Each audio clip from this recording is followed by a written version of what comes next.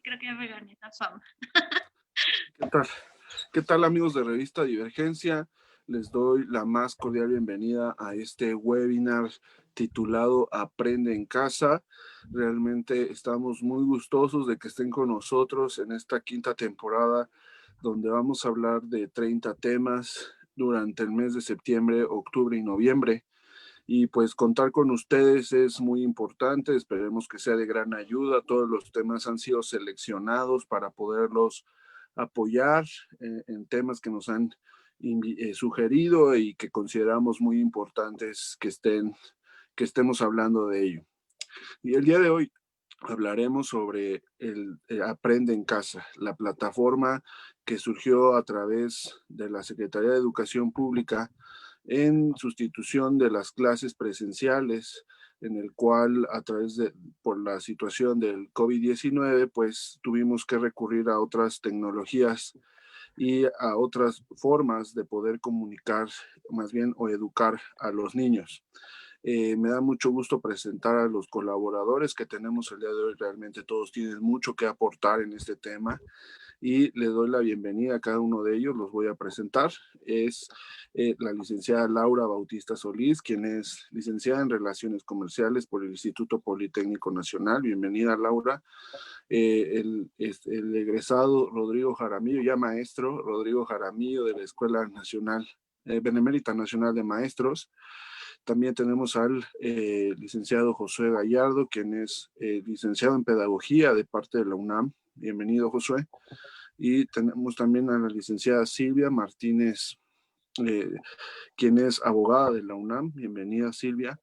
Y por último tenemos a la maestra también Génesis Ramírez, también de la Escuela Benemérita Nacional de Maestros.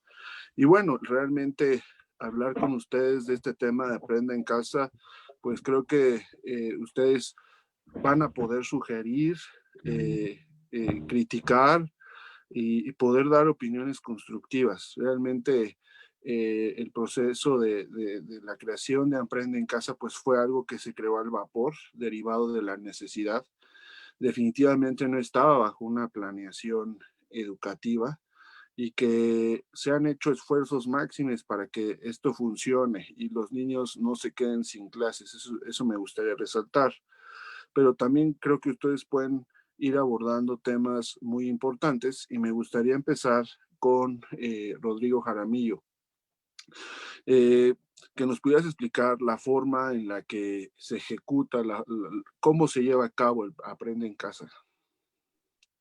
Muy bien, gracias Daniel por la invitación. Qué bueno que se puede dar la apertura para hablar acerca de este tema. Yo creo que es bastante importante que analicemos, ¿no? Muchos no conocen qué es lo que está sucediendo con esto del Aprende en Casa, ¿no? Hay algunos debates que vamos a tocar en este webinar. Hay algunos papás que piensan que los maestros no trabajan, hay otros que piensan que sí trabajan, no se conoce la forma en la que se está evaluando. Entonces yo creo que es importante que hablemos primero de qué es Aprende en Casa, ¿no?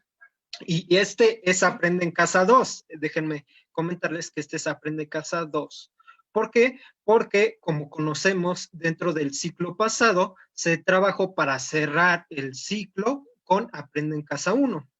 Es una metodología que adoptó la SEP, la Secretaría de Educación Pública, para poder tener un plan para trabajar con los alumnos dentro de este ciclo. Recordemos, nos llega la pandemia y entonces esto generó diversos problemas en cuanto a la educación en nuestro país. Entonces, con aras a que los alumnos no perdieran su ciclo, que era a través de una serie de programas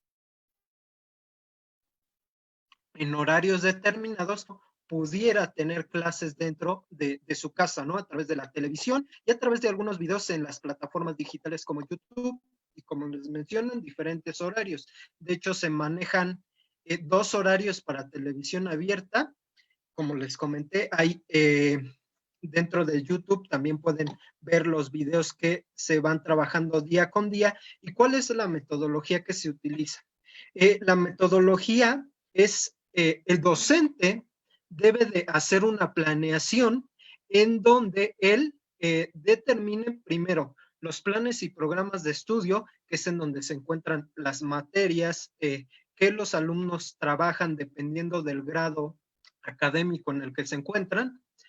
Se suma el Aprende en Casa, que son los programas en donde se observan las materias que se trabajan en determinado día. Por ejemplo, dentro de primaria se trabajan varias materias dependiendo del grado en el que se encuentran. Yo estoy ahorita en primer grado y estamos trabajando 5 materias que están distribuidas en un horario dentro de la semana. Esto está planeado para la educación básica. O sea, ustedes han visto también que algunas universidades también adoptaron diferentes formas de abordar sus materias. Entonces, esto es importante aclararlo. El Aprende en Casa es para la educación básica, que es preescolar, primaria y secundaria. Entonces, como les comentaba, el docente debe de hacer una planeación de acuerdo a los libros, que ahorita vamos a tocar un tema muy importante también con los libros. ¿Por qué? Porque no todos los alumnos tienen los libros. Se entregaron también en algunas zonas pocos libros, entonces no todos cuentan con los libros, pero pueden acceder a ellos a través de la página de Conalitec. Entonces, bueno, eso es nada más como sugerencia en caso de que su hijo no tenga libros, pues ahí los puede encontrar en Conalitec, que es lamentable. ¿Por qué? Porque no se puede escribir a través de los libros en digital, ¿no? Nada más se pueden abordar y ver. Entonces, a través de los libros y la programación en Aprende en Casa, el alumno puede realizar una serie de actividades que el profesor va determinando para su grupo. Entonces, ¿qué es lo que pasa con el Aprende en Casa? Solo es un acompañamiento a lo que está realizando el docente. El docente hace las evaluaciones del trabajo o las evidencias que el alumno le vaya dando en la semana a través de diversas plataformas. Los docentes podemos utilizar Classroom, podemos utilizar Zoom, podemos utilizar Meet. Incluso algunos utilizamos WhatsApp para recibir las evidencias de los trabajos de los niños. ¿Por qué? Porque no todos conocíamos estos medios digitales para trabajar. Entonces, muchas veces a los docentes se les facilita solo solicitar la foto de un trabajo y que a través de ese trabajo se pueda evaluar lo que el alumno va realizando. Y a la par de esto, algunos docentes vamos realizando videoclases con los alumnos. ¿Para qué? Para estar en contacto con ellos, conocerlos, que ellos conozcan también a sus compañeros, porque es una situación bastante frustrante para ellos, pues no ver a sus compañeros, no convivir, no jugar. Entonces, más o menos esa es la dinámica que se está llevando con la plataforma Aprende en Casa. Ahorita ya vamos a hablar un poco más de los pros y contras, pero eso sería más o menos la estructura y la forma en la que se lleva. Muchas gracias, Rodri. Realmente muy completa la explicación. Definitivamente es un programa que hay que analizarlo, ¿no? Reflexionar cuáles son sus puntos débiles y cuáles son sus fortalezas, porque definitivamente yo considero que también hay fortalezas. A mí me gustaría preguntarte, Josué, eh, ¿cómo ves el papel de los padres en esta situación de Aprende en Casa? En la situación de los, bueno, primero que nada, muchas gracias por la invitación. Siempre es un placer estar en este espacio. Y pues bueno, ¿no? Prácticamente la situación del papel de los padres es súper importante porque si bien siempre se ha referido como a los padres respecto a este acompañamiento educativo que tienen que tener como, bueno, a sus hijos, ¿no? Pero evidentemente la situación pues abarca mucho más, ¿no? O ya es mucho más visible la situación en la que los papás tienen que estar mucho más al pendiente de la educación de sus hijos. Y más que nada, esto, ¿por qué lo menciono? Porque se ha traído como muchos problemas respecto a la situación que estamos viviendo, ¿no? Digamos, por diferentes razones, porque ya hay porque hay trabajo de por medio en la casa, porque los hijos no prestan atención, porque ya hay violencia, ¿no? Ya hay no hay conocimiento del tema, hay como una brecha digital, se van como suscitando consecuencias de una mala, ¿cómo se puede decir? Las consecuencias de algo que no se trabajó desde el sistema anterior, ¿no? Entonces, en este sentido, es muy importante y quisiera como aterrizar algunas cosas, como las actitudes que tienen que ver los papás, ¿no? Como por ejemplo, cierta actitud que son súper impacientes con sus hijos. Igual esto se viene como acarreando por la vida estresante o muy rápida de los papás y igual como por toda una carga emocional digamos, de trabajo.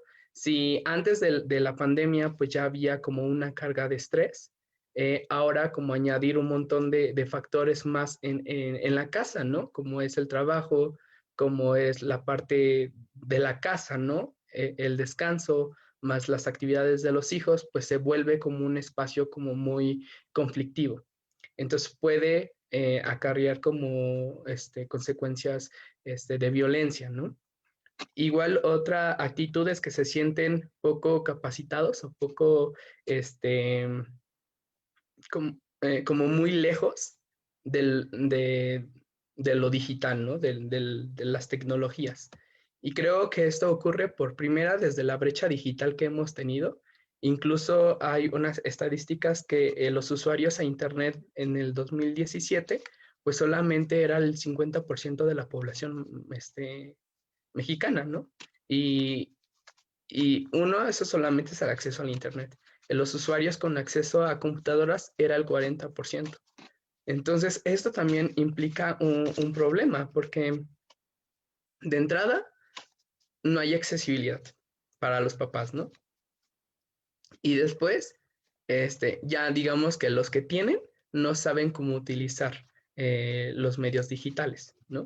Entonces, igual como a diferencia de los chicos que ya están empapados como de esta tecnología, pero que estén empapados no quiere decir que sepan usarla. Entonces, pues se vuelve todo un problema. Entonces, creo que también la falta de capacitación respecto a estas nuevas tecnologías, incluso también a la capacitación de cómo aprenden sus propios hijos, resulta abrumador y frustrante a la hora de que estás acompañando a tu hijo en un proceso educativo, ¿no? Y más cuando ya es en línea porque involucra que tienes como, aparte de toda esta dimensión emocional, implica también organización, control, determinación, un montón de cosas que me gustaría como hablar, pero quisiera que alguien más, bueno, ceder la palabra. Muchas gracias, Dani. Gracias, Josué. Definitivamente el programa de Aprende en Casa implica muchas partes. Es decir, el gobierno con la obligación de brindar la educación, los maestros que son una parte fundamental del proceso y que ahorita realmente, y ahorita voy para allá, pero pareciera que no hacen nada, como lo decía Rodrigo, ¿no? Pero hacen una función todavía mucho mayor que la que fuera presencial, yo lo puedo ver. Y evidentemente los papás que ellos en la antigua normalidad, pues solo dejaban a sus hijos y los regresaban y los recogían con las múltiples actividades por hacer, pero no había un involucramiento, ¿no? Como tú lo mencionas, creo que la parte de los papás y lo que pueden hacer o están obligados a hacer ahora, pues habla de algo muy complicado, ¿no? Realmente el sistema educativo en México, pues nunca ha sido por demás excelente, realmente ha sido un sistema muy precario. El nivel educativo definitivamente iba a la baja, ¿no? Y que ahora ante un reto de esta magnitud, pues está demostrando las múltiples deficiencias sociales, tecnológicas, misma de preparación de maestros. Y es porque no, realmente el sistema educativo ha sido abandonado, ¿no? Realmente está cooptado por múltiples intereses, pero que definitivamente hoy en día está ante un reto de que los niños aprendan. Y eso es pues muy importante tenerlo claro. Eh, Laura, ¿qué nos pudieras comentar respecto de la eficiencia de Aprende en Casa y algunos aspectos sociales respecto de este tema? Claro, Dani. Pues antes que todo, buenas noches y de igual manera agradeciendo el espacio y justo en el enfoque de esta parte desigual, que si bien es cierto, ya han comentado cómo está el tema de la estructura o la estrategia, si bien es cierto, me gustaría también ver otro panorama o desde otra perspectiva, ¿no? Parte de esta estrategia, si bien es cierto, cuenta con la parte de televisión abierta, las plataformas de internet y la educación de radio, y bueno, un tema extra que son los libros de texto, como ya lo había comentado Rodri. Si bien es cierto, surgieron muchos retos y lo cual esto ha provocado pues grandes debilidades. Sin embargo, viéndolo en otro sentido, del lado positivo, también ha permitido el desarrollo de habilidades digitales, lo cual esto es un reto y obviamente, si bien es cierto, no hay una cobertura total, ya que bueno, llevándonos ya en puntos más datos brutos, eh, hay una parte muy interesante y a la vez complicada, porque justamente muchas familias y muchos niños o chicos se han dado a la tarea de darse la pregunta, ¿continúo o desisto? ¿No?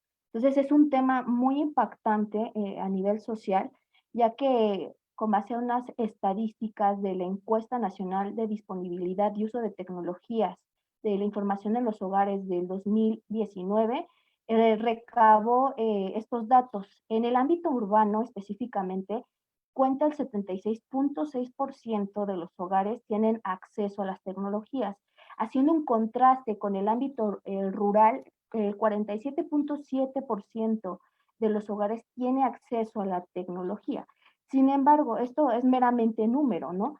¿Por qué? Porque aquí nos encontramos otro tipo de brechas digitales que justamente se estaban hablando y si bien es cierto, hay otros temas o otras problemáticas a las que inclusive nosotros mismos como profesionistas nos enfrentamos. Parte de ello es el tema del equipo tecnológico. Yéndonos al tema de las familias, si bien es cierto, hay familias que tienen hijos desde 2, 3, 5, entonces imaginarse el hecho de que a lo mejor nada más tengo un solo dispositivo, ya sea computadora, ya sea televisor. Entonces, esto es parte de las problemáticas a las que las familias o algunas familias se han tenido que enfrentar. En parte también la conexión a Internet, el acceso, todavía en ciertos lugares es complicado y para ciertas personas, inclusive estando en un lugar urbano, es complicado, aunque existen los kioscos que de repente me agarran la señal y toda esta cuestión, ha sido también como un balance, pero también permea a que haya pues toda esta situación que genera un caos y estrés tanto a papás, familias y niños, que principalmente este es el punto. Tocando un poquito con el tema de los profesores o que es parte también de las nuevas estrategias o nuevas habilidades que han tenido que enfrentarse es justamente adaptarse a las nuevas tecnologías y sobre todo generar un modelo. Si bien es cierto, y por dar un ejemplo personal, me atrevo a decirlo porque yo fui todavía de la educación que me tocó una profesora que nosotros nos ponían a ver la televisión y nos decía, toma nota, ¿no? Y la frustración de uno como niño era de, ¿y qué pasa si no alcanzo a tomar apunte de todo? Digo, esa fue mi forma de entrenamiento en su momento y digo, a la fecha puedo decir hoy en día que lo agradezco porque si bien es cierto, fue un trauma, y no lo voy a negar, es un trauma, porque como niño, pues, o estás poniendo atención a la tele o tomas nota, o sea, el proceso de comprensión es difícil, ¿no? Entonces, en esa parte se dificulta el aprendizaje para un niño. Esto con la práctica, obviamente, pues vas puliéndolo como habilidad, pero si bien es cierto, esto debe tomar un proceso y hay que respetarlo, ¿no? Justamente, y aquí es donde la parte de mamá, papá involucra mucho por el tema del apoyo emocional, el tema de retroalimentación, que es parte de ello, y como alumno también el de que te recargan mucho de tarea y que tienes que llevar un sistema de planeación y toda esta cuestión que es parte de las estrategias como alumno o también como papá, ya tocando temas con niños pequeños.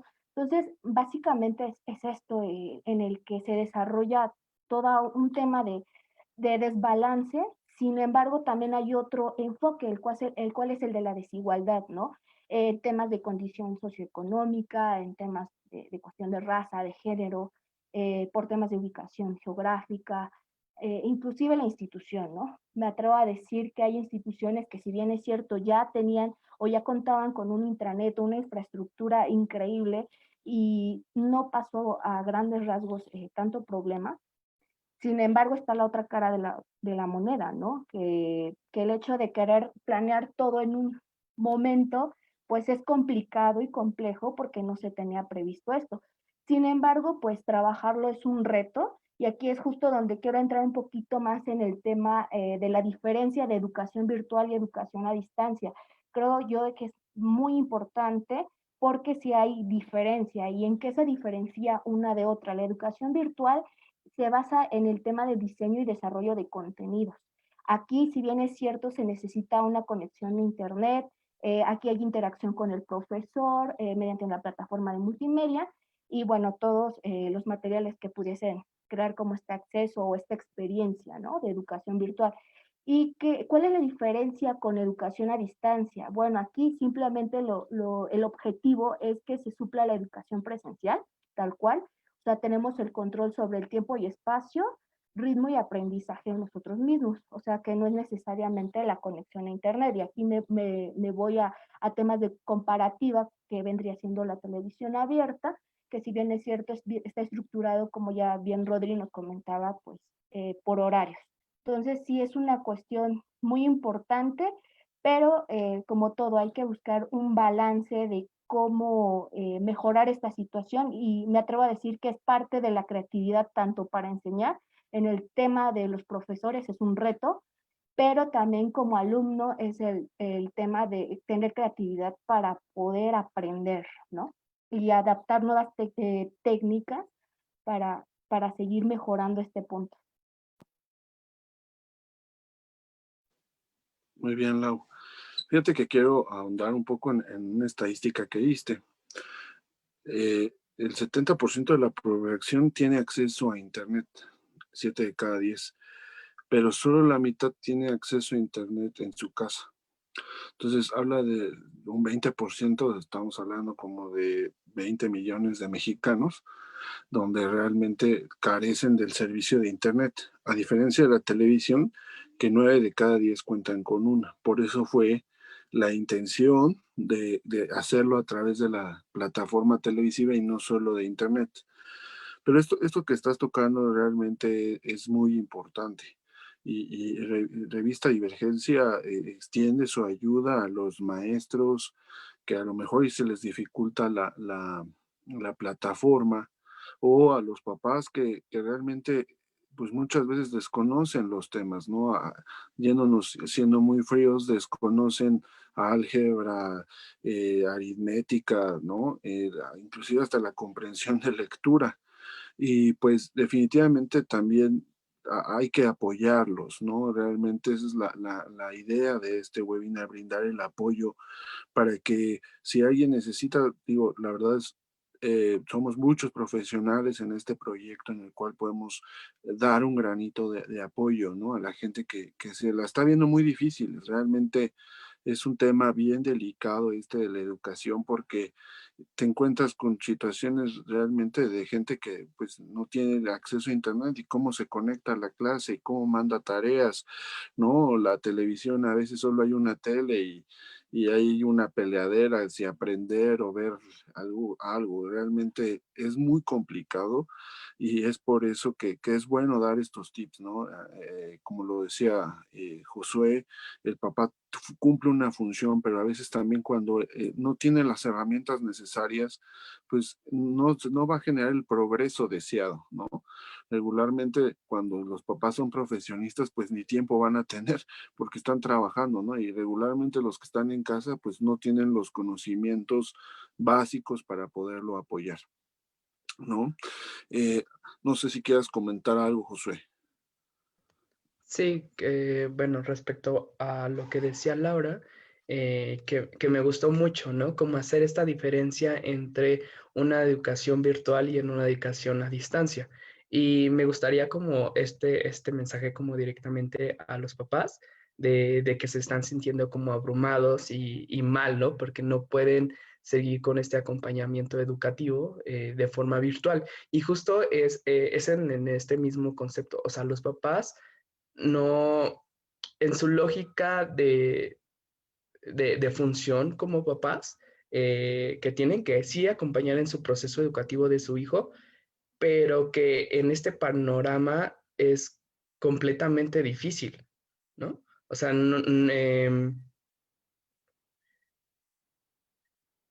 digamos, en un primer momento, pues creemos, ¿no? Que la educación, bueno, por eso van a inscribir a su hijo a una escuela de forma presencial o escolástica, escolar, donde van a tener un proceso, ¿no?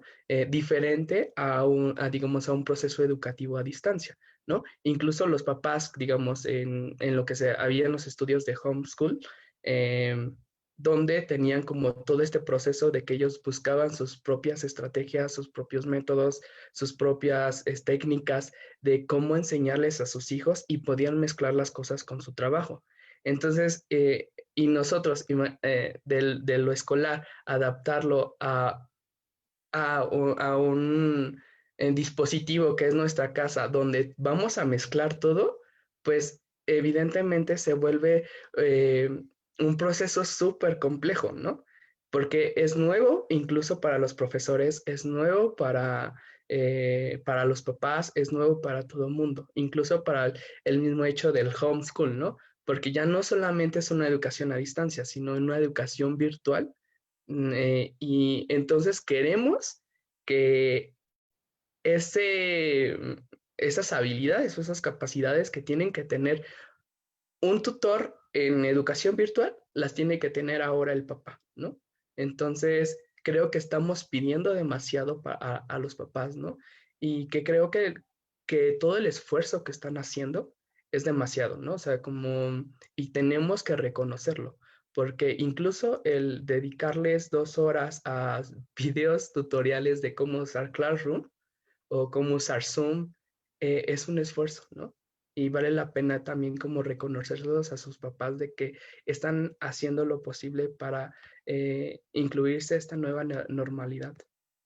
Y pues bueno, eso es lo que quería comentar. Muchas gracias, Josué. Realmente es importante lo que estás diciendo, porque a veces hay papás que no la ven llegar, ¿no? O sea, que se le están sufriendo. Entonces, realmente encontrar palabras de apoyo es a veces difícil, ¿no? Y bueno, vamos a cambiar un poquito esta parte. Me gustaría también que hablara un poco Génesis Ramírez, ella es maestra, y que nos explicara cuál es el papel del maestro, cómo lo está viviendo él. ¿Cómo lo estás viviendo, Génesis? Muchas gracias, buenas noches, gracias por la invitación. Sí, bueno, el papel del maestro nos dice que él tiene que ser un guía, es decir, tiene que apoyar a los estudiantes y a las familias de estos en el uso de la Estrategia Nacional Aprendo en Casa. Propone proyectos complementarios de aprendizaje cuando sea posible o necesarios. También él tiene que elaborar sus informes, hacer un informe balance de la tarea docente durante el tiempo de trabajo remoto y la reprogramación de la planificación curricular anual. Y tiene que participar de procesos formativos, es decir, aunado a toda la tarea que tiene que hacer, tenemos la obligación de estarnos preparando constantemente para poder tener una mejor enseñanza para nuestros estudiantes. Pero aquí viene también, igual que decía Laura, igual que decía Rodri, igual que decía Josh, también el docente está cargado de trabajo. ¿Qué quiere decir esto?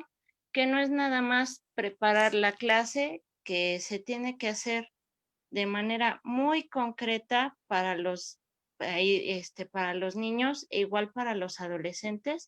Y no es nada más de agarrar y, ay, me voy a poner a grabar un video o les voy a dar una explicación y se acabó, porque el hacer esto es tardar 2, 3 horas en ver cómo hacer las cosas más concretas, ver cómo voy a evaluar ese aprendizaje, si quedó bien cimentado, si no quedó bien cimentado. También se tienen que tener tareas que deja el director, como es, me acaba de llegar un listado y necesito que me lo llenen para ayer. Es decir, el docente también está cargando de tareas administrativas, las cuales también influyen en este proceso de enseñanza-aprendizaje. Y yo, bueno, desde mi perspectiva, esta estrategia a distancia también, así como afecta a los padres de familia, está afectando a los maestros. ¿Por qué? Porque hay algunos maestros que son también igualmente nuevos en estas plataformas. No tienen idea de cómo usar las plataformas, se desesperan, se frustran también al no tener un conocimiento de estas plataformas. Y bueno, pues acabamos de ver unos pocos casos y no dudo que vayan en aumento de profesores que están a punto de explotar y gritan a través de la plataforma, gritan a sus alumnos. Estos se sienten ofendidos. Ya incluso hubo una maestra que se tuvo que dar de baja porque gritó a sus alumnos de universidad. Es psicóloga, por cierto. Se tuvo que dar de baja porque era tanto el estrés que ella traía que empezó a gritar a sus alumnos de una manera muy fuerte. La escuela la dio de baja por esto y no, siento que no se comprende también el estrés que trae el maestro al enfrentarse a esta nueva modalidad, ya que existe el síndrome burnout, que es la sobrecarga de trabajo. Se nos vienen muchas cosas encima a los maestros, como ya había dicho, que no nada más es el preparar la clase, el ver la evaluación, el ver si el niño, el adolescente cumplió o no cumplió, tratar de tener la atención de los estudiantes, ver cómo se van a evaluar cada tarea. Y hablo personalmente, yo estoy en un grupo de primer año. Lamentablemente, todos mis niños son de muy bajos recursos, no cuentan con la capacidad de tener internet. Entonces, para mí, se me está haciendo muy difícil el trabajo porque yo no puedo ver los avances, porque muchas veces no me mandan las evidencias como deben de ser. Siento que es más positivo el trabajo presencial porque así yo puedo ver cómo van avanzando los niños, cuáles son sus necesidades, en qué contexto se están desarrollando y yo de ahí puedo tomar cosas para hacer mi planeación con base en lo que ellos necesitan. Sí, yo sí me las estoy viendo muy duras porque siento también que como es primer grado y están en el proceso lectoescritor, el programa Aprende en Casa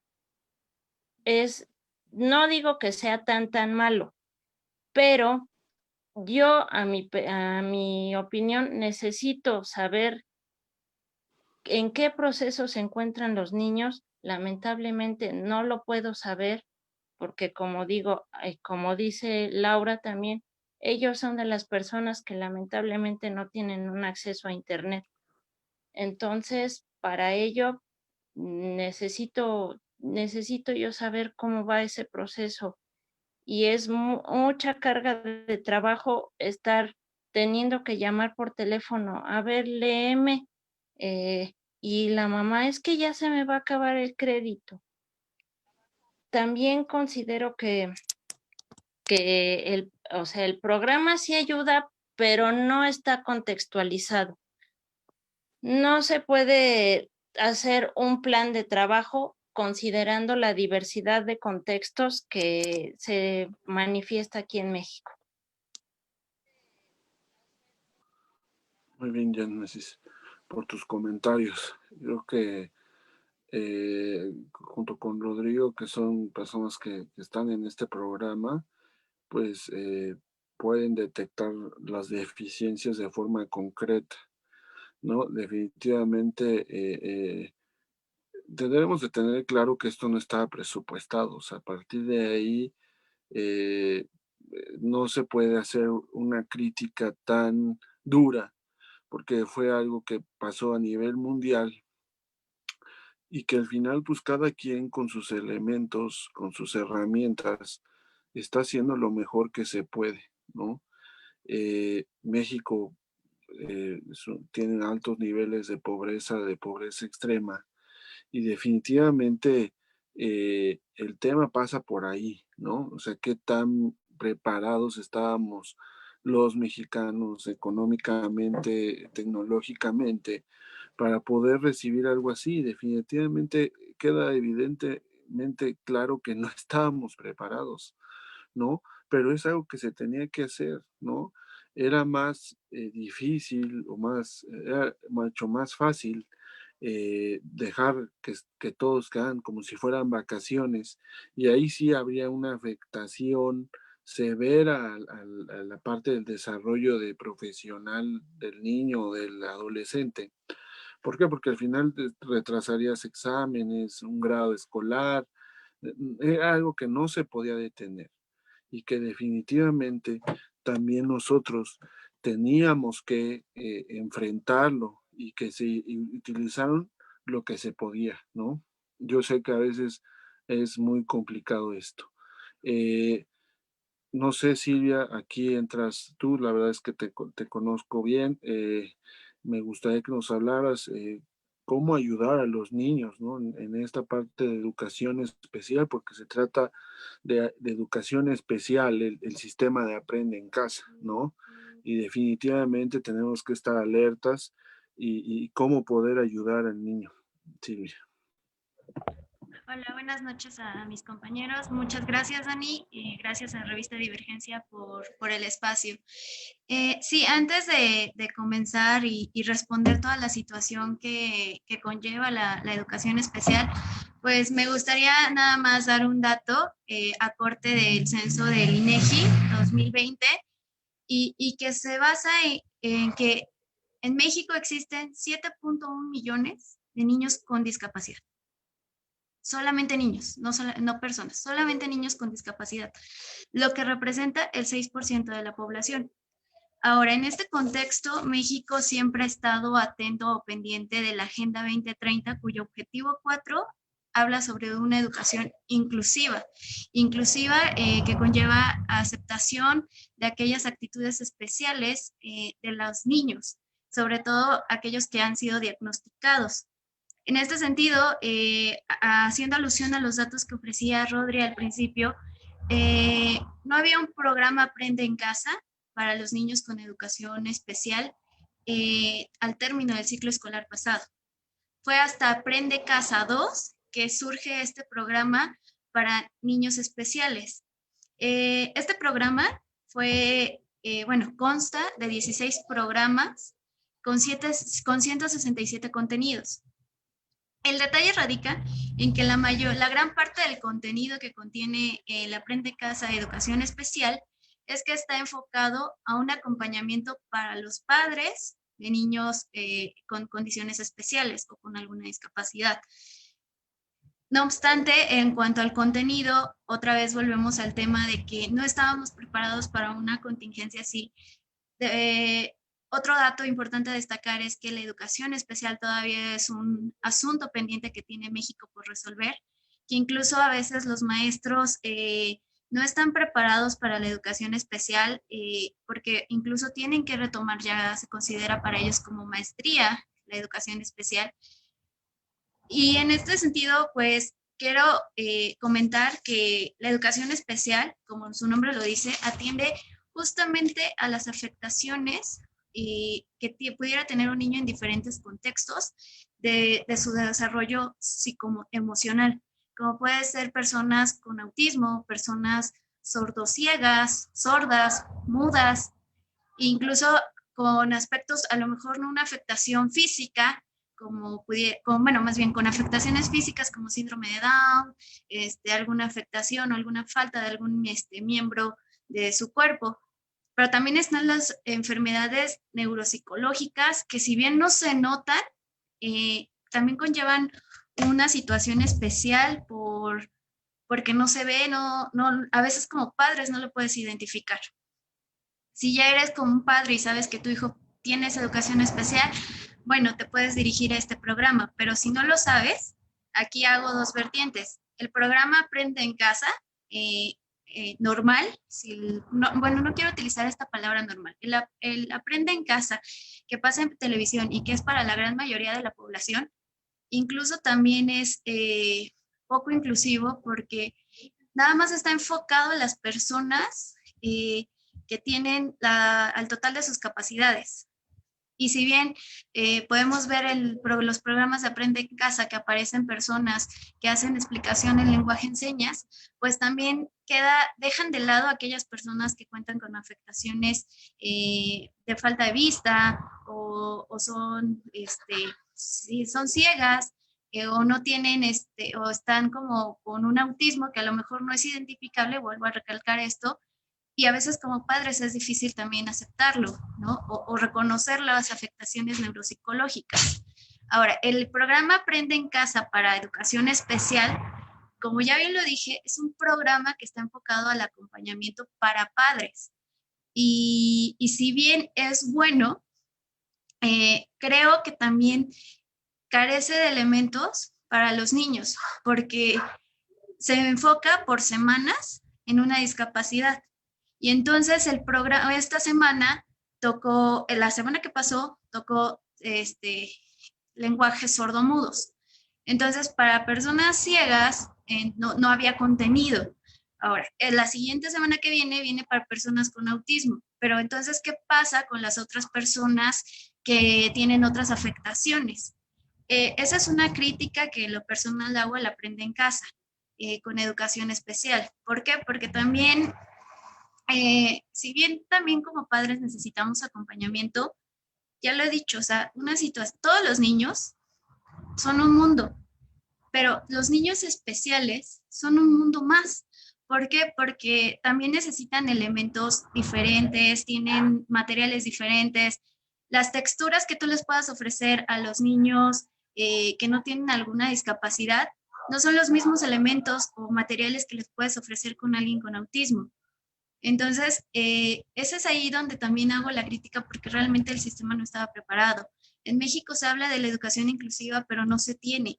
Hemos escuchado o he escuchado hablar a mis compañeros del tema también de los maestros, del tema también de los padres, ¿no? De la carga de trabajo que también representa para los padres, para los maestros. Esta carga se duplica. ¿Por qué? Porque si tiene un maestro, un niño con educación especial, o es un maestro de educación especial propiamente ya de un centro de atención múltiple, de una escuela de educación especial, también conlleva en el que volvemos a situaciones de dimensiones del tiempo, lugar y espacio de todas las condiciones de los niños. Hay discapacidad que se agrava también por la pobreza extrema en la que viven y que no cuentan con los elementos. Y no cuentan tampoco con las capacidades completas al 100. También es un problema del México que a lo mejor no alcanzamos a ver. En el caso hay maestros que se ven forzados también, como ya lo he escuchado a mi compañera Génesis, pues a llamar, ¿no? A los niños, a darle seguimiento. Pero hay veces que ni eso tampoco puedes darle seguimiento a los niños por la falta de materiales, por la falta de aptitudes que tienen para ciertas plataformas. Ahora, las plataformas están diseñadas también para las personas que están en la totalidad de sus capacidades. Y en el caso también de los papás, hablando propiamente de los papás, si la carga es mayor cuando eres profesionista, cuando trabajas y tienes que prestarle atención a tu niño de realizar las tareas y las actividades, niños con hiperactividad, con autismo, que son sordomudos, ciegos, también implican una mayor tiempo, una mayor temporalidad de aprendizaje. ¿Por qué? Porque no aprenden al mismo ritmo. Además, es ahí donde también los padres no contamos con los elementos que a lo mejor cuentan en una educación especial. No contamos con sistemas braille o es a veces difícil conseguirlo y aparte costoso. En ese sentido, es ahí donde la educación inclusiva en México todavía no está. El programa Aprende en Casa no está completo. Creo y considero a título personal que el Aprende en Casa, con todos los comentarios que hemos hecho, sería funcional si uniera estas dos partes. Creo que el Aprende en Casa de educación especial es muy bueno si estuviera enfocado a aquellos niños que tienen la totalidad de sus capacidades, pero no está muy bien enfocado a los niños con educación especial, porque el acompañamiento que se exhibe en los programas de este programa Aprende en Casa de educación especial es el mismo acompañamiento que deberían de tener también los padres de familia, por todas las situaciones que hemos mencionado. Pero también los niños con educación deben de tener otro enfoque al que presenta la plataforma. Además, también como padre, ya también lo decían mis compañeros, tienes que generar un nivel de creatividad, sobre todo si eres padre de un niño con educación especial, tienes que generar una creatividad de estar buscando plataformas, de buscar elementos también que ayudan a hacer más grande el acompañamiento. ¿Por qué? Porque también la situación que tienen los niños especiales, sobre todo en el caso de niños con autismo, lo digo yo porque soy madre de un niño con autismo, es que ellos tienen que tener rutinas muy establecidas. Si sales de la rutina, para él es un estrés caótico que no puedes entablar. Y a veces como padres tampoco estamos preparados a solventar el nivel de estrés también del niño que podría provocar en alguna crisis. Ese mismo nivel de estrés es el que también a veces los maestros están acotados a recibir, ¿no? Y finalmente también, vuelvo a comentar, no lo conocen, lo desconocen, incluso como padres llegamos a desconocer esas discapacidades que no son visibles. Entonces, yo a menos desde este medio, como revista Divergencia, pues también me uno al acompañamiento que yo como profesional, como madre que también puedo ser de un niño con una discapacidad, puedo ofrecer a otros padres, porque finalmente también creo que a lo que le hace falta a estas actividades de Aprende en Casa o los itinerarios de actividades es poder también realizar esas pláticas o juntas que se realizaban de manera mensual en las escuelas, pero realizarlas también de forma grupal para también ver los avances y los retos. Creo que como padres también te comprometes a eso, ¿no? A revisar los avances y los retos que tu hijo tiene, pero también medir los avances y los retos que el grupo en general tiene, para entonces también como padres o como personas que tenemos algún familiar con discapacidad, podamos seguir este acompañamiento no solamente virtual, sino también a distancia, y no solamente el acompañamiento que nos da la plataforma, sino también como padres o tutores de alguien cercano a alguna discapacidad. Eso sería todo. Gracias. Muchas gracias, Silvia, por tus comentarios. Definitivamente en Abonanza lo que estás diciendo, si el sistema educativo general para personas sin discapacidad es algo lamentable, cuanto más lo que estás mencionando, ¿no? Realmente es una doble o hasta triple labor, ¿no? La que tienen que hacer ustedes, porque definitivamente México no está preparado ni para brindar una educación de calidad bien de primaria, de secundaria, con las herramientas necesarias. No me gusta descalificar a los gobiernos que han estado, pero definitivamente no han ayudado a tener un avance serio, ¿no? Realmente la desigualdad que mencionaba Laura la hemos estado viviendo, pues por lo menos desde que nacimos todos nosotros, ¿no? Cada quien vivió circunstancias y complicaciones de diferente modo, pero al final, hoy en día ustedes son profesionistas, somos profesionistas, pero definitivamente no todos lo logran, ¿no? Y siempre uno voltea a ver a los compañeros de primaria, qué pasó con ellos, y una décima parte terminó sus estudios profesionales, y de la secundaria un 20%, ¿no? Y de la prepa inclusive todavía no es la totalidad, es la mitad a lo mejor, ¿no? Y de la universidad igual, ¿no? Entonces realmente el sistema educativo y las herramientas con las que cuenta el joven hoy en día y el niño, pues es muy difícil. Y lo que dice Silvia es todavía más complicado entenderlo. Digo, yo no tengo hijos, pero ella que tiene un hijo, definitivamente es muy complicada esta parte, ¿no? Y lo único que nos queda a nosotros es poder brindar lo que sabemos, ¿no?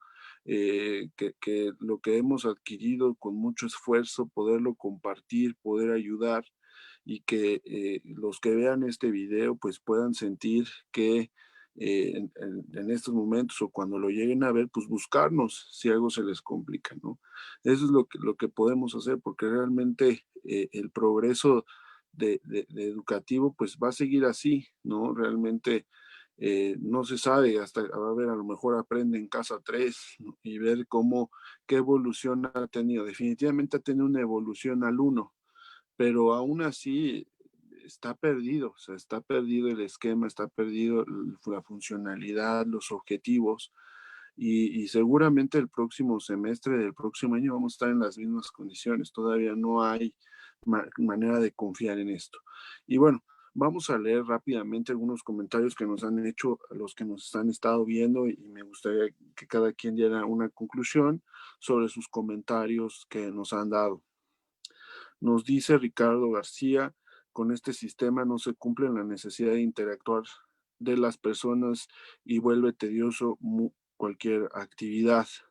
Nos dice Eli López: de los aspectos que más me gustan de la educación es la optimización del tiempo, el contenido de los temas y la enseñanza en tiempo real por parte del docente. Por lo que menos me gusta esta modalidad es que no todos los mexicanos tienen acceso a dispositivos móviles e internet. Pienso también que la educación presencial sigue y seguirá siendo un fuerte pilar para el aprendizaje de millones de personas. Dice: yo pienso que hay ocasiones en las que los padres de familia realmente apoyan a sus hijos, alentándolos a seguir estudiando o aprendiendo desde casa, porque asumen la importancia que tiene la educación como patrimonio para sus hijos. Sin embargo, no tienen del todo claro cómo ser parte de este proceso de aprendizaje por la brecha digital, que son cosas que hemos estado diciendo a través de este webinar, y que definitivamente la tarea no es fácil, ¿no? La tarea es muy complicada, y les agradezco a ustedes por compartir estos puntos de vista. Sé que se puede confiar en ustedes para poder lograr un progreso, ¿no?, educativo.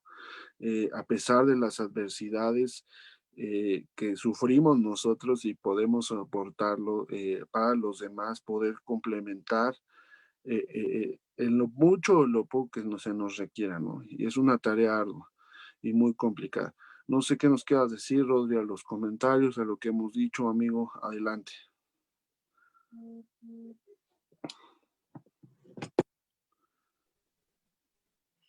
Sí, miren, yo entiendo también esa situación, ¿no? De los papás.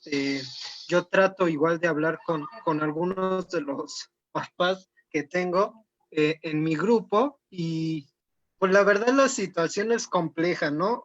Muchos me dicen: es que maestro, voy a trabajar en el día y pues, trabajamos los dos, trabaja papá y mamá, y no puedo tampoco mandarle las evidencias, ¿no? Entonces, es esa parte, ¿no? Yo creo que todos hemos llegado a un nivel de saturación, de verdad, de de estrés social completamente. Y entonces, pues, ¿qué es la recomendación que podría darles? Pues traten de ser equilibrados, ¿no? No toda la culpa es de los profesores, no toda la culpa es de los padres, y tratar de ser equitativos, ¿no? Yo creo que lo importante de esta sociedad y la única forma en la que vamos a salir adelante es tratar de ser empáticos con todos, o sea, de verdad, lo veíamos, ¿no? Al final, a través de sucesos simples como ir por una pizza y ya te estabas peleando por el repartidor porque te pedía tu cubrebocas nada más. Entonces, hay situaciones de tensión social que están permeando todo, o sea, completamente todo. La sociedad está muy molesta y a eso súmenle también problemas gubernamentales, ¿no? Desde el aspecto educativo, yo les podría decir que también no estamos avanzando muy bien. ¿Por qué?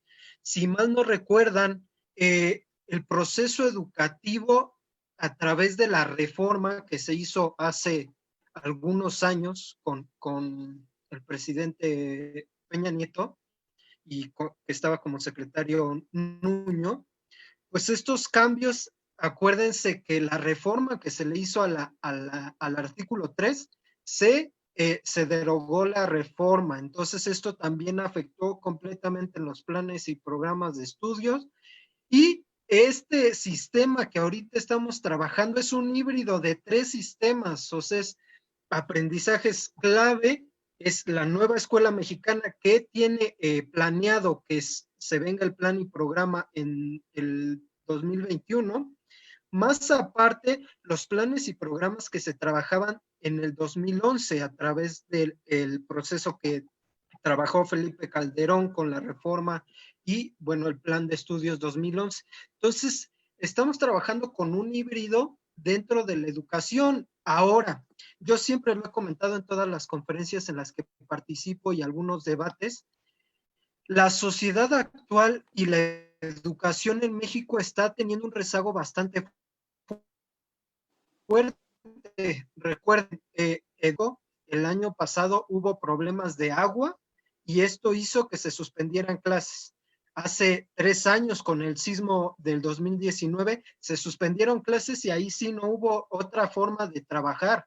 Entonces también estuvimos algunos meses donde se pararon las actividades completamente. Entonces llevamos rezagos y más aparte estos híbridos de planes y programas de estudio han hecho un rezago bastante fuerte dentro de la educación de nuestro país y se suma al que ya llevábamos. Entonces, es importante que nosotros como sociedad recordemos que la base fundamental de la educación es la interacción que tenga la familia, el docente y la sociedad.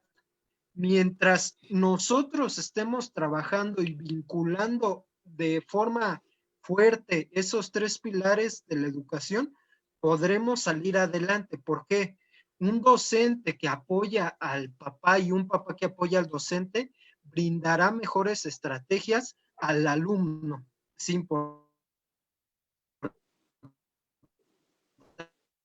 que recordemos que la familia es el primer de palos. Sumado a esto, la colaboración de todos hará que este rezago no esté tan presente. Porque eso sería importante, ¿no? Sabernos manejar y apoyarnos, que es lo único que podemos hacer. Eso sería todo. Muchas gracias, Rodrigo, por el comentario final. Definitivamente muy acertado el tema de cómo nos encontramos, ¿no? Y esta parte de resaltar que pues, México ha tenido situaciones complicadas por todas las circunstancias, ¿no? Sismos, cuestiones de salud, y que al final, pues eso México ha tenido la oportunidad de estar bien preparado a algo así. O sea, eso también que quede claro. O sea, no es algo que México esté fuera de tener la oportunidad de estar preparado. Y creo que eso es importante destacarlo. Adelante, Laura, con algún comentario final. Sí, claro, pues yo creo que esto es a modo de reflexión. Yo creo que necesitamos mucha comprensión, como bien lo comentaba Rodri. en el sentido de empatía y es desde muchas perspectivas, ¿no? Entonces, yo creo que aquí hay que tener, si bien es cierto el optimismo, que a lo mejor de repente puede ser un poquito complicado y sobre todo por todas las cuestiones que podamos estar pasando desde familia, nivel profesor, nivel escuela o instituto, y desde las ópticas que queramos ver, yo creo que es muy importante tener esta parte de resiliencia. Y me atrevo a decir ser resiliente porque si bien es cierto, es un momento crítico para todos y no podemos ni minimizar ni maximizar, porque eso es bien importante. O sea, muchas veces decimos, es que, ¿por qué lo ve de esa manera? Yo creo que hay muchas perspectivas u ópticas y creo que eso es válido. Sin embargo, yo creo que aquí más allá de poder ser como una queja o una cuestión negativa, yo creo que hay que ver la parte positiva y de esta manera pues ir buscando precisamente estas estrategias. ¿Y a qué me refiero? Por cuestiones propias, y lo pongo a modo de ejemplo, actualmente pues sigo tomando algunos cursos de repente y como todo me cuesta trabajo algunos puntos y alguna aportación que les puedo dar por experiencia propia es que a veces a pesar de tener una profesión es complejo, ¿no? Seguirse preparando, conociendo, pero lo que yo puedo invitarlos a hacer es de que justamente, si bien es cierto, no podemos estar juntos, pero tenemos a lo mejor el tema de un mensaje, el tema de a lo mejor una llamada por teléfono, el hecho de estar brindándonos el apoyo entre nosotros mismos, el decir, oye, ¿tú cómo le estás haciendo? Y eso también aplica para papás, ¿no? De repente, que si no sé cómo enseñarle o mi hijo se está trabando en algo, ver la manera o las opciones, ¿no? No siempre tiene que ser internet, a veces es un tema pues con vecinos o a lo mejor inclusive un tema pues lo más cercano que podamos con la persona que más confiemos. Entonces yo creo que eso también es hacer esa invitación de que no nos cerremos en un mundo que de repente puede ser muy oscuro, sino que al contrario, esto verlo como un área de oportunidad para seguir fortaleciendo muchas habilidades. Muchas gracias, Lau, por lo que nos estás brindando y la verdad es que pues queda una ardua labor para nosotros y Revista Divergencia pone a su disposición todo nuestro conocimiento.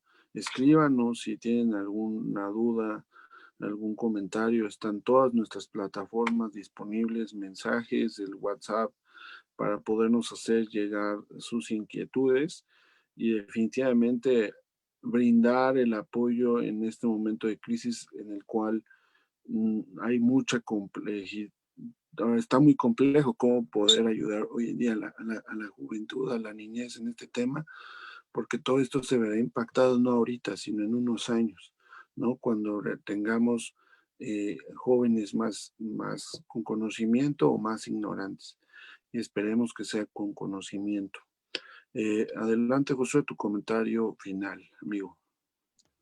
Sí, creo que concuerdo mucho con Lau y con algunos comentarios, ¿no? que nos escribieron de que sí, hay que verlo de la forma optimista y con todo como esta mirada de que todo va a ir para mejorar. Y sin embargo, hay veces que la realidad puede ser como muy difícil, ¿no? Y lo digo porque trabajo de acompañamiento educativo con algunos papás y justo, ¿no? Como sí hay unos papás que le están echando ganas, que están tratando como de hacer lo mejor para sus hijos, pero hay otros que realmente se están frustrando y se están rindiendo, ¿no? Y, y que bueno, y a mí me gustaría terminar como con estos consejos que les puedo dar, ¿no? Bueno, el desarrollo de habilidades saludables va a determinar mucho la estabilidad emocional y de bienestar que le puedes dar a tus hijos, ¿no? Y Y me gusta como hay una frase que dicen mucho, ¿no? Que primero sus hijos antes y después yo, ¿no? Entonces, en esta situación creo que lo primordial es que ambos se tienen que procurar, ¿no? Procurar primero a a tu bienestar y también el bienestar de tus hijos, ¿no? Para que puedan desarrollar, pues de la manera más óptima todo este aprendizaje, ¿no? Y entonces, al enfrentarse a esta frustración, que si recuerdan la frustración es al no estar contento con la situación en la que se están, ¿no? Entonces empezamos a externar como todos malestares emocionales y pues reflejamos, ¿no? Como toda esta parte de lo, ¿cómo se puede decir? Racional, digo, de lo espontáneo, ¿no? De reaccionar como muy emocionalmente y pues afectamos, ¿no? A todo nuestro contexto. Entonces, pues lo que te puedo recomendar solamente es duerme bien o duerme lo suficiente.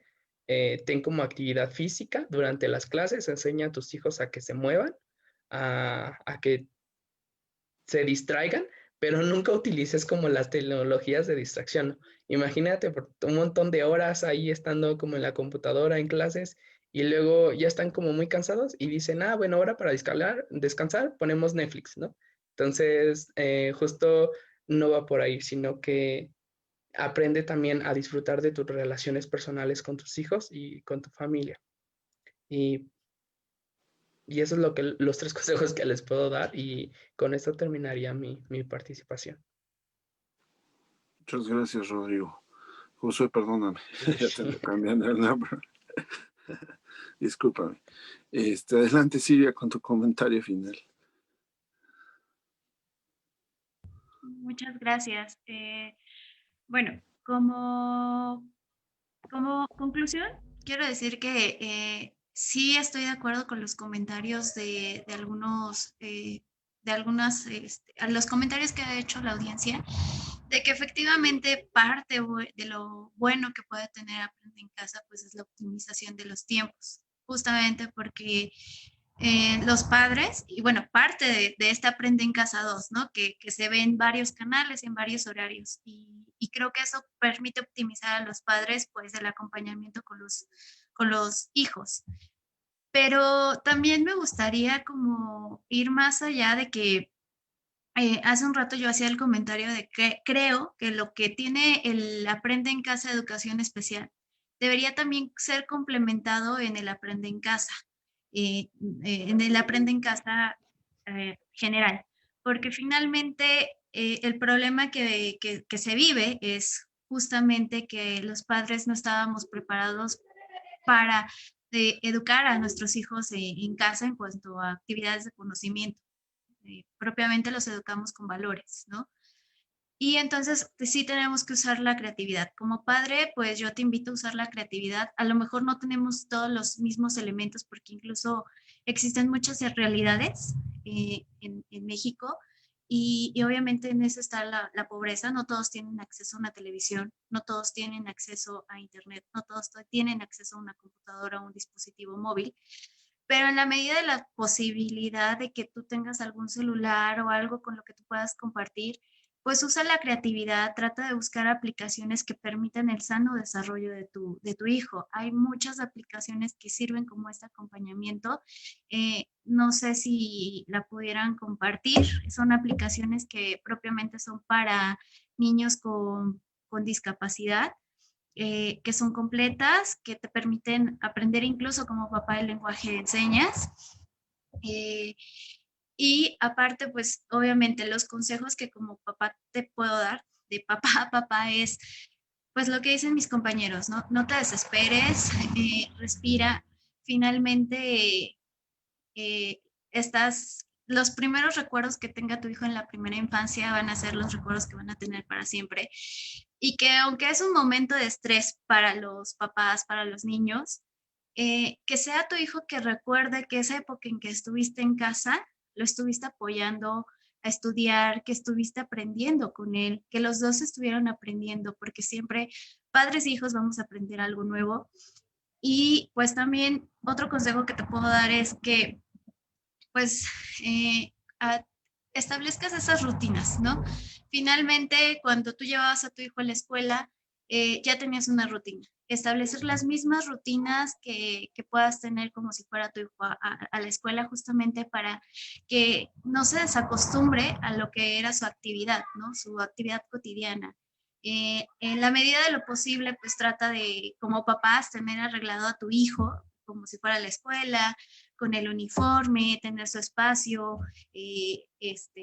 dedicado al estudio, tener por lo menos los materiales básicos, colores, una libreta y obviamente pues no olvidarte de tu carpeta de evidencias, ¿no? Porque también a veces las fotos se pierden, el celular se pierde y las evidencias también se pueden perder. Pero también procura, pues, como decía la SEP de la Aprende en Casa, generar tu carpeta básica de evidencias, seguirlo acompañando, establecer la rutina con tu hijo, expresar las decisiones de aprendizaje y también en la posibilidad que puedas comunicarte con otros padres de familia en los grupos de WhatsApp que se han creado para esa comunicación con padres de familia y maestros, pues también establecer esos grupos de acompañamiento, porque finalmente también expresando nuestras emociones o el manejo de las emociones como papás también va a ser como hagamos el control de emociones de nuestros hijos, que en estas épocas se han tornado más difíciles. Esos serían mis comentarios, Dani. Gracias. Gracias. Ya se hizo la publicación en nuestra plataforma de Facebook sobre las aplicaciones que nos estás recomendando para que los interesados puedan buscarlas. Realmente es un gran apoyo. Diego, tú que estás experimentando en este tema, pues creo que nos puedes abordar. Uno de los temas de los webinars va a ser ese tema, la discapacidad y cómo ayudarlo. Entonces, seguramente ahí nos vas a poder dar muchos más puntos de vista respecto de cómo ayudar a esta gente que también lo necesita muchas veces más que nosotros, los gente que tiene todas bien sus facultades y que está siendo abandonado en este tema educativo y en múltiples cosas. Gracias, Silvia. Sobraría decir, perdón, que igual, como parte del equipo de Revista Divergencia, pues me sumo a la iniciativa de Dani de que si tienes alguna duda, algún comentario o incluso como acompañamiento también como padres de familia, pues me busques o contactes a todos estos colaboradores que son unos excelentes profesionistas para realizar estos acompañamientos que podamos tener también con padres de familia, que pueda tener la audiencia e incluso también los propios alumnos, ¿no? Gracias. Yo me uno. Muchas gracias, Silvia, por sumarte a esta iniciativa. Realmente, pues somos un equipo de 50 colaboradores de diferentes carreras. A lo mejor algunos no dominamos matemáticas, pero a lo mejor otras áreas sí. Pero entre todos hacemos un gran equipo para poder ayudar a la gente que lo necesite. Luego a veces nos escriben y con mucho gusto se les brinda el apoyo y la ayuda. Por último, Génesis, ¿algún comentario final ya para despedirnos de este webinar de hoy? Sí, pues coincido con todos mis compañeros. En este momento necesitamos tener resiliencia y empatía. Sé que estamos enfrentando momentos de tensión, de mucho estrés, de sobrecarga de trabajo, pero si pudimos salir adelante de un temblor, si pudimos salir adelante de falta de agua, si pudimos salir adelante de muchas cosas, siento que este país es unido y de igual manera podremos salir adelante y pues también tratar de apoyar a las personas que pues en este momento no tienen la posibilidad de tener su conexión a internet, pero pues también tratar de apoyar a esas personas y hacerles sentir que no están solos. También me uno a la campaña de Dani. Cualquier duda que tengan, aquí estamos los colaboradores para atender las dudas y todos somos excelentes profesionistas y pues no hay otra más que arriba y adelante. Muchas gracias. Muchas gracias, Génesis. Pues amigos de Revista Divergencia, les damos gracias por este segundo webinar que hemos abordado. La verdad es que ha sido un tema muy enriquecedor. Mañana los esperamos con el tema de marketing digital, donde estarán otros colaboradores de este proyecto hablándonos sobre el tema de cómo vender productos a través de las plataformas digitales. Realmente es gente muy emprendedora y deseo que nos acompañen el día de mañana. Y nosotros nos estaremos viendo más adelante. Les agradezco a todos, a Laura Bautista, a José Gallardo, a Silvia Martínez, Génesis Ramírez y Rodrigo Jaramillo. Y su servidor, el licenciado Daniel Vázquez, les da muchas gracias por habernos acompañado. Que estén muy bien y hasta la próxima.